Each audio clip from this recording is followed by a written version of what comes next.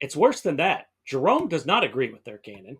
Jerome accepts at least Susanna, which is not in their Bible, number one.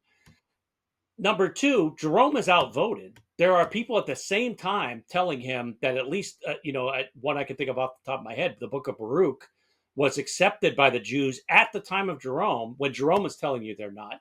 Jerome is actually contradictory to the Talmud, not on the list of books, but in how they're organized and how they're accepted. So he is clearly dealing with Jews who are a minority within, even versus the Talmud, which people would claim is the majority of Jews. Jerome is dealing with a different segment of Judaism. There's all of these reasons to say, guys, Jerome, might not be your best resource. But on top of that, go back to how I bring this into the case for Christ.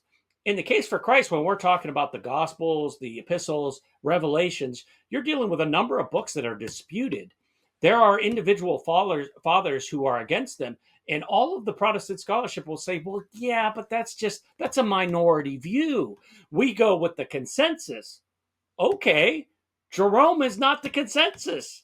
And, again, I just show it. I put it, it's basic math. You can look at these votes. You can, we'll get to, I'm sure we'll talk about the councils themselves, but those are hundreds of fathers, voicing through votes what they believe, as opposed to the, 10 or 12 fathers who wrote out a canon list. So even if every canon list was against us, and they're not, they're still being outvoted in these councils.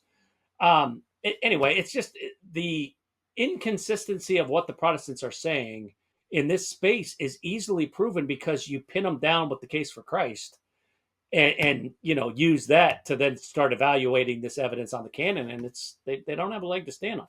Although I leave it to the reader to make their own determination.